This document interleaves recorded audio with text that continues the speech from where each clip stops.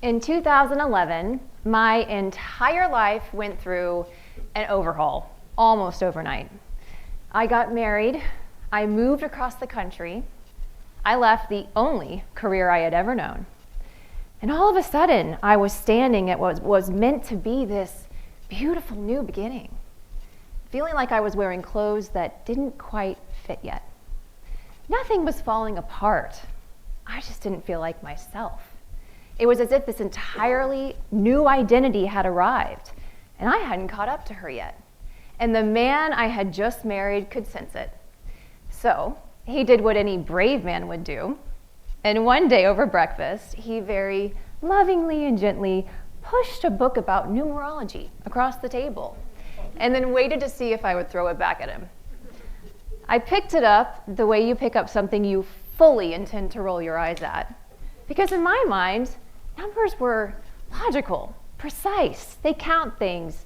They measure things. They do not explain people.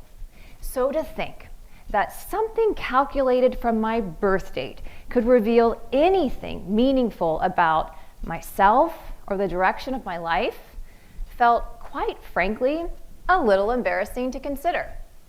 But curiosity, as it tends to do, won. So I followed the instructions, I calculated my numbers, and I started reading. And that's when I went dead quiet. Because what I was reading didn't feel vague.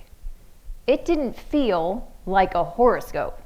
It felt precise, almost uncomfortably precise. It was as if someone had turned on the light in a room I had been fumbling around in for years. I was shook. So much so that I lay awake all night trying to make sense of what I had just read. It had named the crippling fear I would experience every time I was about to speak up in a room where it mattered. It had named the deep core fear of stepping out in the world as my authentic self and being seen and then judged and rejected. It had named a belief, one I had never admitted out loud, not even to myself, that maybe I wasn't capable of living the life that I dreamt for myself.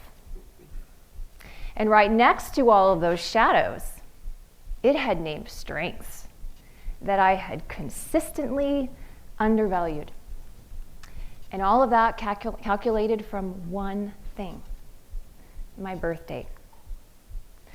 My question was, where does something like this even come from?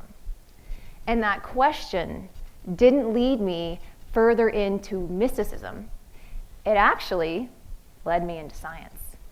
And here's what I've come to learn over the last 15 years. The world operates on patterns, and mathematics is the language we use to see them. The most famous example of this is the Fibonacci sequence. The rule is almost embarrassingly simple. Each number is the sum of the two before it. 1, 1, 2, 3, 5, 8, 13, 21. That's it. That's the rule. And yet we see that same numerical structure in the seed arrangement of a sunflower, in the curl of an ocean wave, in the spiral of a hurricane thousands of miles wide, and even in the arms of entire galaxies. Completely different materials, completely different scales, same underlying numerical structure. I mean, the shapes are completely different from each other. But what is underneath those shapes is matter following numerical instruction. And it doesn't stop there. Scientists and musicians have long studied something called cymatics, which is the study of how sound shapes matter. When you send a sound frequency through a surface covered in sand, the particles rearrange themselves into geometric patterns. Change the frequency, in essence, change the number, and the geometric shape changes too. The number dictates the form. The invisible becomes visible. And then there's your DNA. Genetic instructions written into every cell of your body, telling each cell how to function. Repeating sequences that are decoded by scientists using numbers. 3 billion base pairs, all mapped and decoded using mathematics. Numbers aren't just somewhere out there.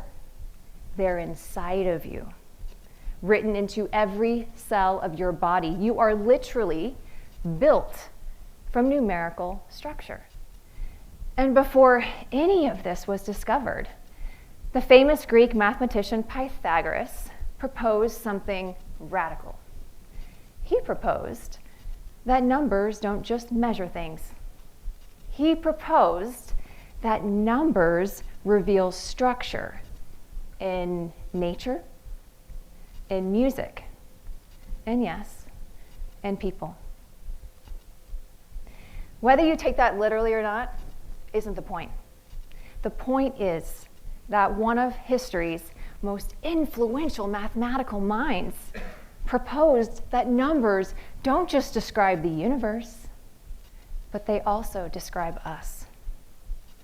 So if numbers dictate the spiral of a galaxy, the shape of a sound wave, and the instructions written into every cell of your body, what if they could also reveal something about you? Something about your life? I want you to think about an app on your phone. It runs on invisible lines of code, sequences of numbers, instructions, and signals. The code doesn't control everything the app does, but it creates the framework for how the system operates, its tendencies, its defaults, its paths of least resistance. Well, your birth date works in much the same way.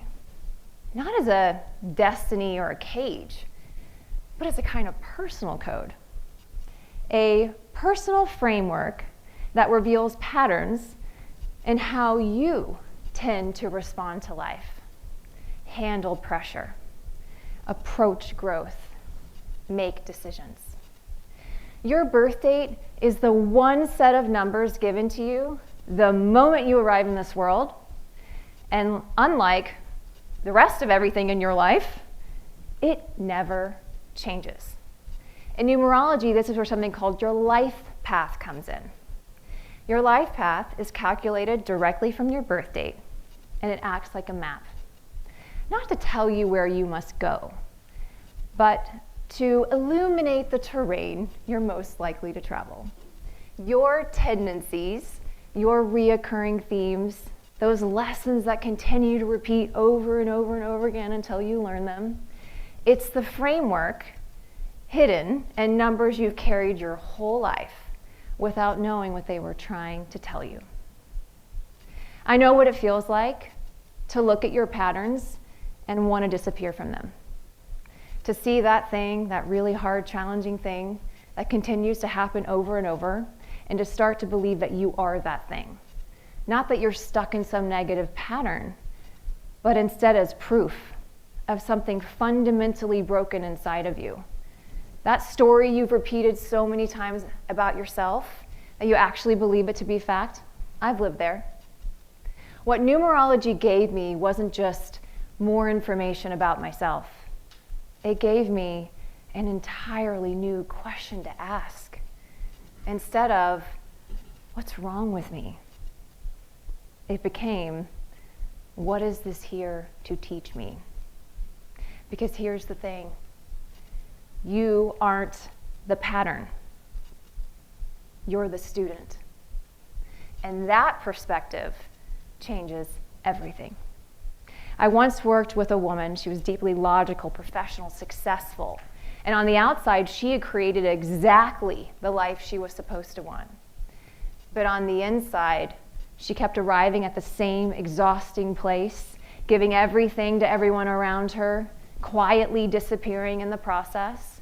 When we sat down to interpret her numbers, she got very quiet and very still, And she said, how does that know this about me?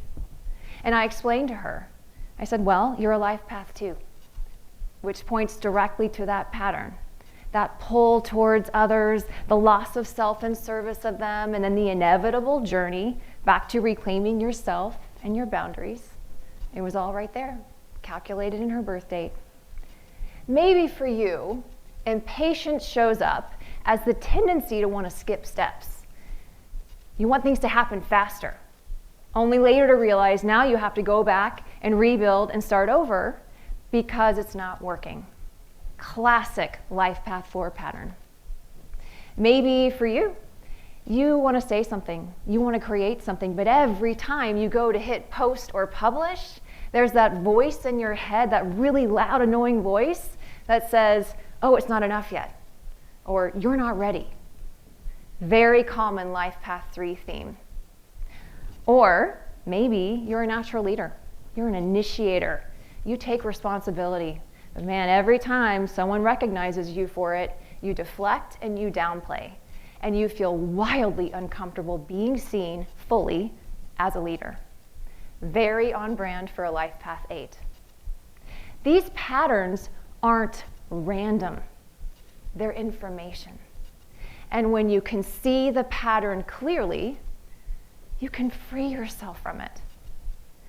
One day, I told my husband that my mission is to bring sexy back to numerology. He informed me, numerology has never been sexy. Fair point. But I trained for years anyway, certifying at the highest levels in some of the rarest forms of numerology practice today. And it's become the foundation of the work that I do with women. Because what I have seen over and over and over again is when an individual can clearly see the hidden patterns that has been shaping his or her life, something fundamentally shifts. The question no longer is, what is wrong with me? And it becomes, what is this here to teach me? So my challenge for you is this. Over the next 7 days, I want you to notice the patterns that show up in your life. Not just the numbers, but the situations, the emotions, the reactions, that conversation that happens in different forms over and over again. I want you to notice it. And when you do, stop, pause, and ask yourself, what is this trying to show me? Because the patterns are already there, I guarantee it. They're hidden in plain sight in the numbers you've carried your whole life without knowing what they were trying to tell you. The only question is, are you willing to see them? Thank you.